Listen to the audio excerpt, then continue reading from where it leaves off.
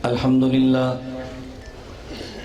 لله وحده لا شريك له والصلاة والسلام على من لا نبي بعده أما بعد فأعوذ بالله من الشيطان الرجيم بسم الله الرحمن الرحيم والعصر إن الإنسان لفي خسر إلا الذين آمنوا وعملوا الصالحات وتواصوا بالحق وتواصوا بالصبر اللهم صل على محمد وعلى آل محمد كما صليت على إبراهيم وعلى آل إبراهيم إنك حميد مجيد اللهم بارك على محمد وعلى آل محمد كما باركت على إبراهيم وعلى آل إبراهيم إنك حميد مجيد ہر ابتدا سے پہلے ہر انتہا کے بعد ہر ابتدا سے پہلے ہر انتہا کے بعد ذات نبی بلند ہے ذات خدا کے بعد ہر ابتدا سے پہلے ہر انتہا کے بعد ذات نبی بلند ہے ذات خدا کے بعد دنیا میں جس قدر احترام کے قابل ہیں لوگ دنیا میں جس قدر احترام کے قابل ہیں لوگ میں سبھی کو مانتا ہوں مگر مصطفیٰ کے بعد معزز علماء کرام میرے نہایت واجب الاحترام بزرگوں مسلک اہل سنت والجماعت سے تعلق رکھنے والے وجود نوجوان دوستوں اور بھائیوں اتحاد اہل سنت والجماعت پاکستان کا یہ سالانہ 5واں اجتماع ہے اللہ رب العزت اس اجتماع کو شرور اور فتن سے محفوظ فرمائے جس مقصد کے لیے کا اجتماع منعقد ہوا اللہ ان مقاصد میں ہم سب کو کامیابی عطا فرمائے اس وقت ہمارے سٹیج پہ میرے قائد اور میرے امیر استاد التفسیر والحدیث استاذ العلماء حضرت مولانا منیر احمد منور دامت برکاتم تشریف فرما ہے میری گفتگو کے بعد انشاءاللہ حضرت امیر محترم دامت برکاتم گفتگو بھی فرمائیں گے اور دعا بھی فرمائیں گے جس طرح مولانا عبدالشکور حقانی صاحب زیدہ مجدو نے فرمایا ہمارے سٹیج پر بھی اور مجمع میں بہت سارے علماء موجود ہیں لیکن ہم نے اپنی ریت کو برقرار رکھتے ہوئے اپنے اجتماع کو بروقت ختم کرنا ہے تاکہ لوگ ہمارے اوپر اعتماد برقرار رکھیں کہ اتحاد والے وقت کی بھرپور پابندی کرتے ہیں آپ کے علم میں ہے کہ ہمارا ماٹو ہے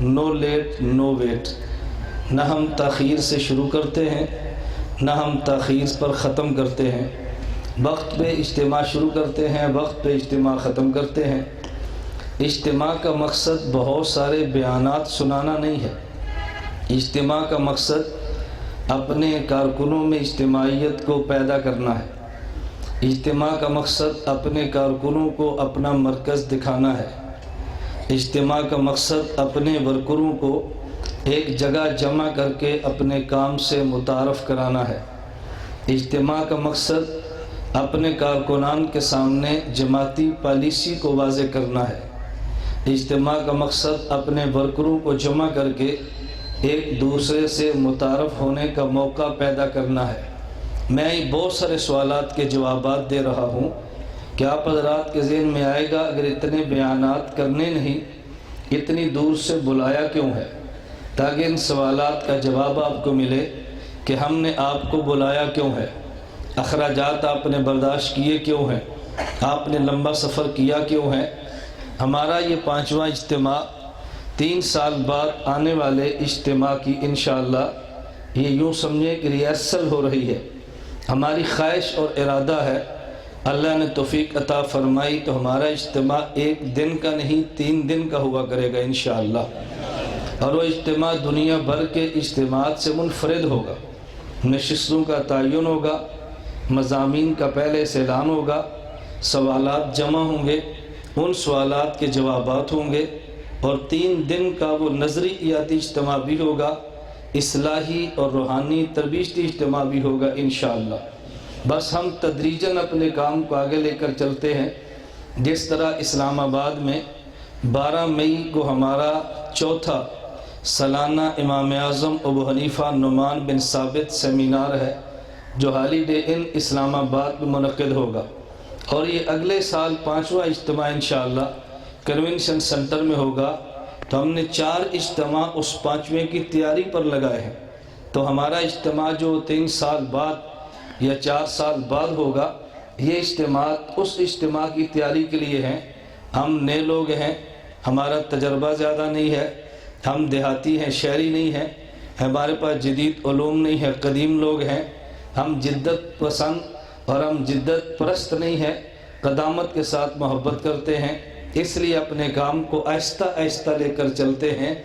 آنے والا وقت انشاءاللہ آپ کو بتائے گا کہ مسلک کی دنیا میں اتحاد اہل سنت والجماعت نے کیا کردار ادا کیا ہے، اور آئندہ نسلیں آپ کا شکریہ ادا کریں گی کہ آپ نے خالص ایمان، خالص نظریہ، خالص عقیدہ اپنی آنے والی نسل کے حوالے کیا ہے۔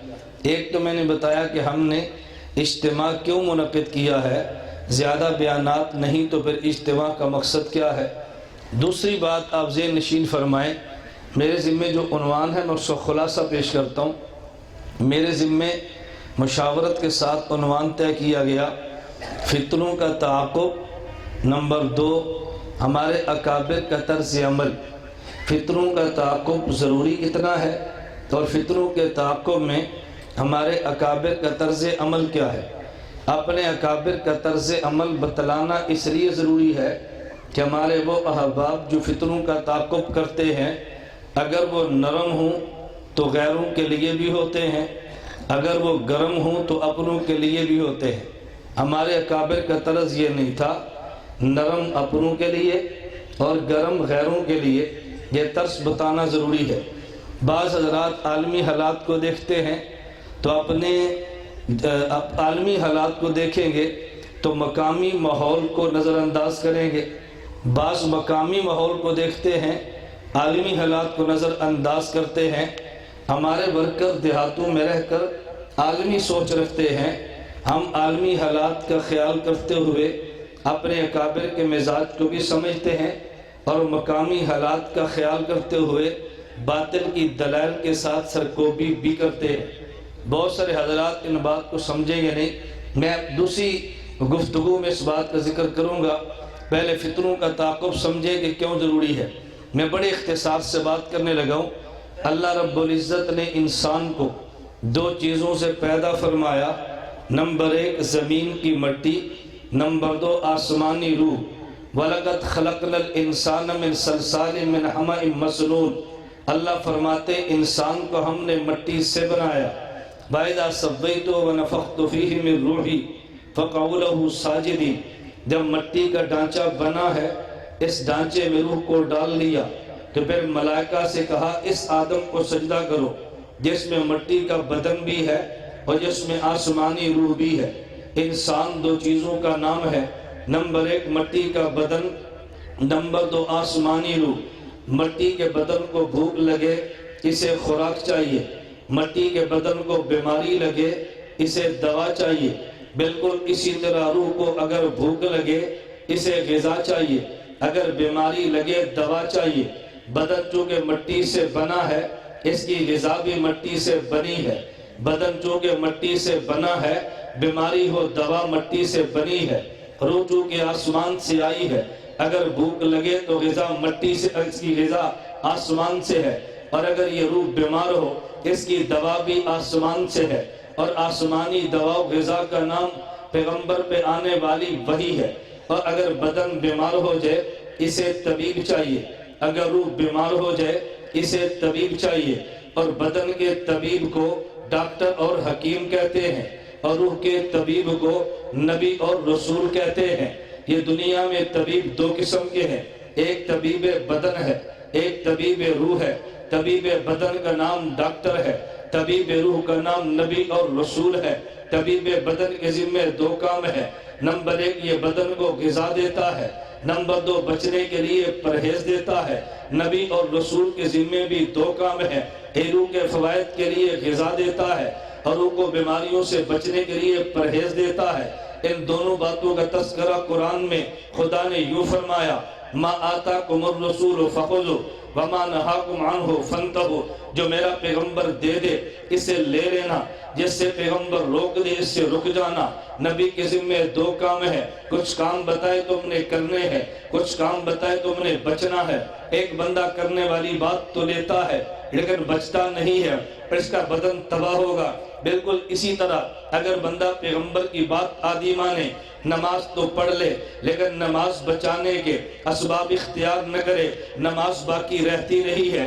اتحاد اہل سنت والجماعت کا کام کیا ہے؟ فتنوں کا تعاقب ہے۔ فتنوں کے تعاقب کا مطلب کیا ہے؟ بات سمجھنا۔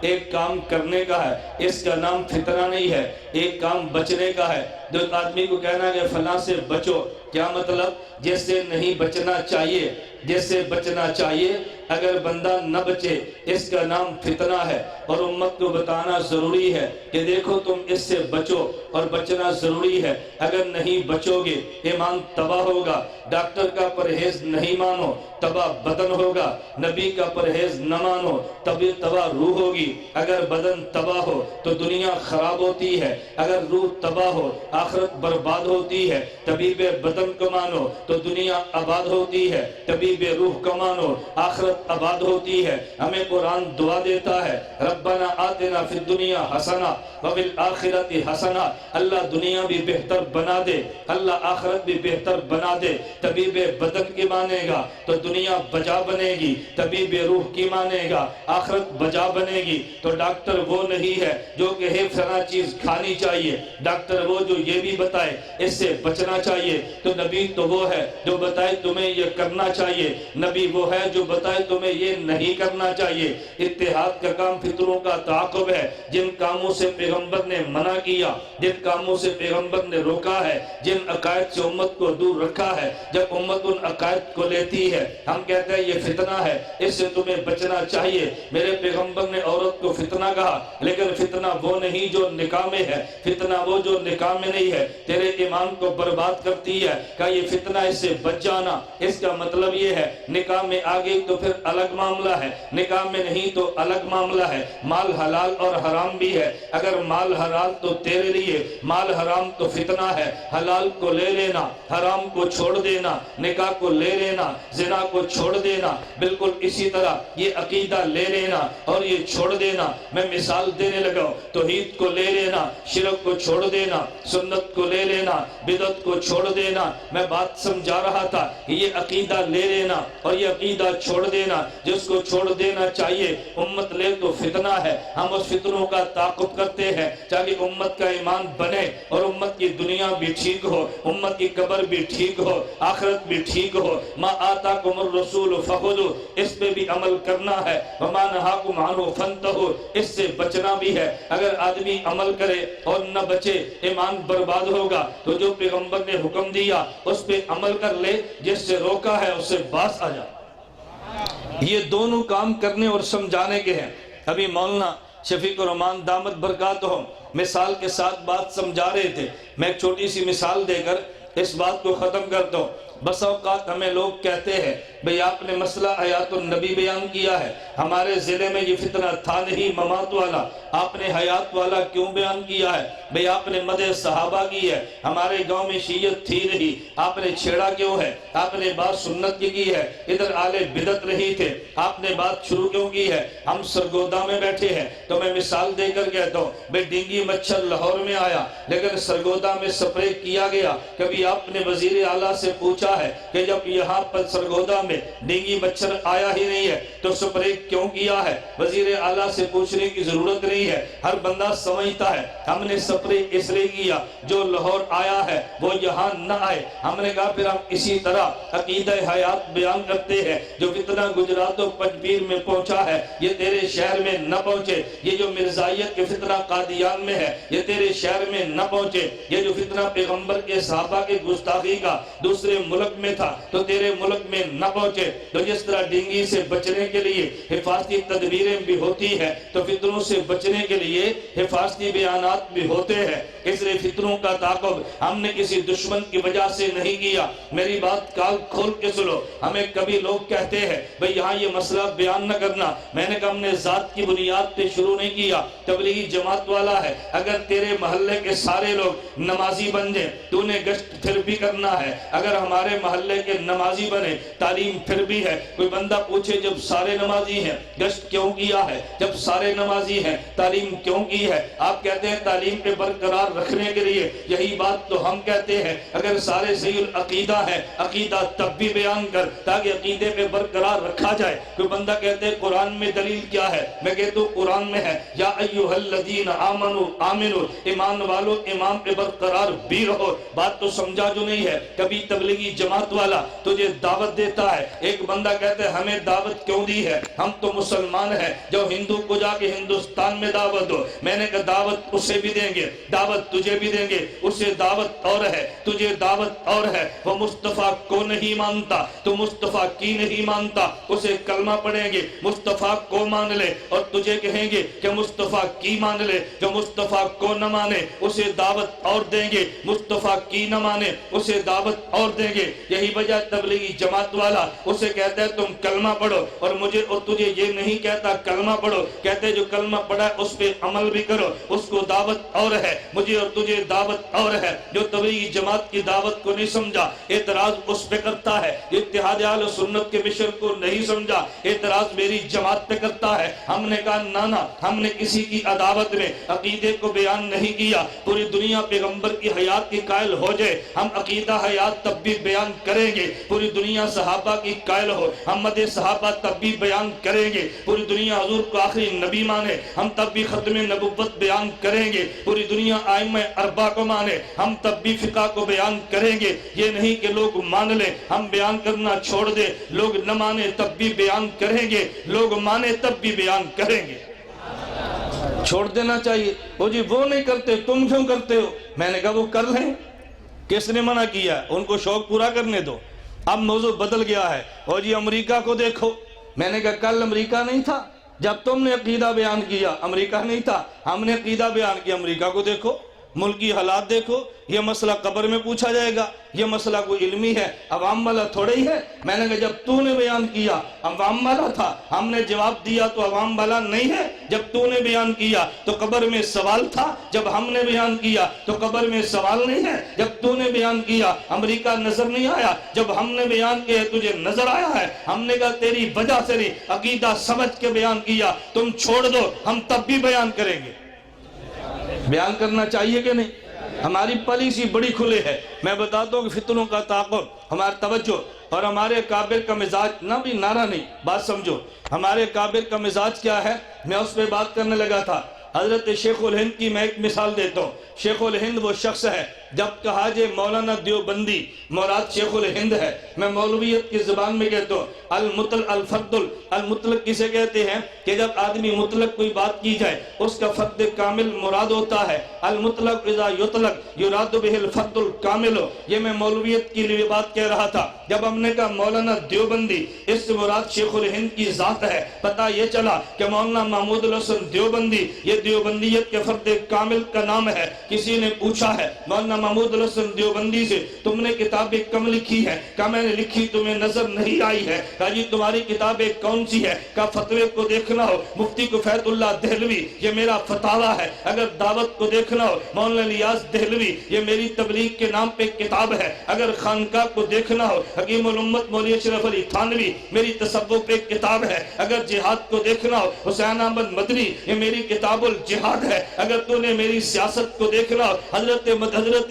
شیخ الہند نے یہ ساری کتب پیش کر دی ہے۔ حضرت شیخ الہند یہ دیوبندیت کے فرد کامل کا نام ہے۔ میں بات کہنا چاہتا ہوں ادھر عالمی پلیٹ فارم سجایا ہے، ہندو کو ساتھ میں لایا انگریز کو ملک سے نکالنے کے لیے، لیکن جب اسی ملک میں محمد حسین بٹالوی نے ایک 10 سوال پہ مشتمل ایک اشتہار چھاپا اور اس میں کہا کہ دیکھو اس مسئلے کا جواب دو میں 10 روپے انعام دوں گا، حضرت شیخ الہند کی رگے حمیت پھڑک اٹھی۔ ہوتی ہے فوراً کتاب لکھی ہے ادلہ کاملہ کے نام پہ، حسین بٹالوی نے اس کا جواب لکھایا، مفتاح الادلہ کے نام پہ شیخ الہند نے پھر جواب دیا ہے، ایضاح الادلہ کے نام پہ۔ عالمی حالات کو دیکھتے ہوئے ضرورت پڑی ہے، ہندوں کو بھی ساتھ رکھا ہے، لیکن عالمی حالات کی وجہ سے مقامی فتنے کو نظر انداز نہیں کیا۔ عالمی حالات کو دیکھ کے جب ضرورت پڑے میرے کابر ساتھ بلا بھی لیتے ہیں، لیکن مقامی حالات کو دیکھتے ہوئے اس فتنے کا رد کیا بھی جاتا ہے۔ ہمارے شیخ الہند کا مزاج یہ تھا، ہم عالمی حالات بھی دیکھتے ہیں، مقامی ماحول بھی دیکھتے ہیں، ہماری جمعیت جماعت ہے،